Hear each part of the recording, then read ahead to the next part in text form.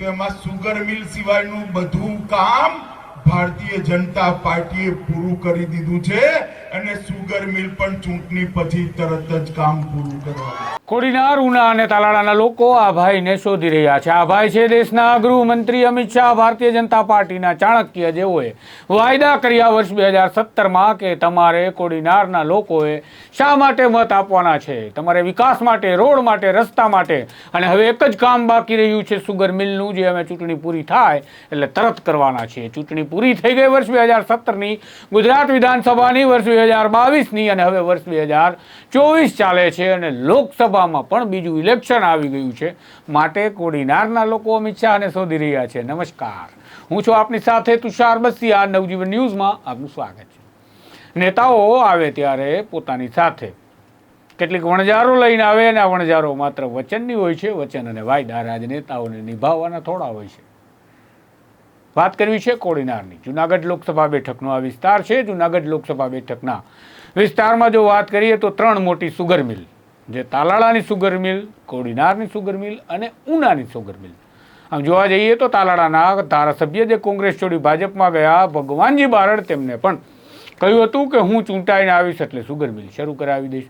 Sugar મિલ શરૂ તો ન થઈ, પરંતુ ભાજપના નેતા તેમાંથી સામાન ચોરી ગયા અને આરોપી જરૂરથી બની ગયા. હવે વાત કરીએ કોડીનારની. આ જે તમે અંશ સાંભળ્યો છો એ સાંભળો અંશને, જેમાં અમિત શાહ વર્ષ 2017માં કહેતા હતા કે તમારી સુગર મિલ ઇલેક્શન પૂરું થાય એટલે તરત શરૂ કરાવીશું. બાદમાં આંકડા સાથેનો હિસાબ માંડીએ કે શા માટે જુનાગઢ લોકસભાના લોકો હવે અમિત શાહથી દૂર રહેવું જોઈએ તેવું કહેવા લાગ્યા છે. પૂછો કે પીએસસી ને સીએસસી સારા થાય એના માટે વોટ માંગો છો? કોડીનારની અંદર રોડ રસ્તા સારા થાય એના માટે વોટ માંગો છો? તો એમાં સુગર મિલ સિવાયનું બધું કામ ભારતીય જનતા પાર્ટીએ પૂરું કરી દીધું છે અને સુગર મિલ પણ ચૂંટણી પછી તરત જ કામ પૂરું કરવાનું.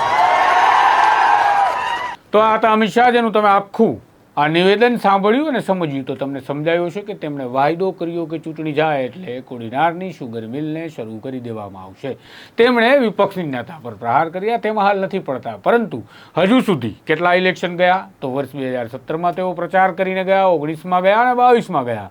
2 વિધાનસભા જતી રહી, લોકસભા એ પૂર્ણ થઈ ગઈ, બીજી લોકસભાનું ચૂંટણી આવી ગઈ અને હજુ પણ એ જ લોકો મત માંગી રહ્યા છે. પણ કોડીનારને સુગર મિલ શરૂ થયેલી દેખાતી નથી. તો ભગા બારડે કરેલા વાયદામાં તાલાળાની મિલ સુગર મિલ શરૂ થયેલી દેખાતી નથી અને ઉનામાં પણ સુગર મિલ શરૂ થયેલી દેખાતી નથી. ખેર, લોકસભાની જુનાગઢની બેઠક પર કોંગ્રેસના ઉમેદવાર છે હીરા જોટવા, ભાજપના ઉમેદવાર છે સાંસદ રાજેશ ચુડાસમા અને તેમની વચ્ચે ચૂંટણીનો જંગ જામ્યો છે. ત્યારે લોકો આ ક્લિપ બતાવી રહ્યા છે ભાજપના નેતાઓને કે અમે આ ભાઈને શોધી રહ્યા છીએ. જામકંડોરણા સુધી આવે છે તો કહેજો ને થોડો ગીર સોમનાથ પણ આટો મારે. ખેર, જોઈએ આવે છે કે નહીં. નમસ્કાર. વૈષ્ણવજન તો તેને કહીએ જે પીડ પરા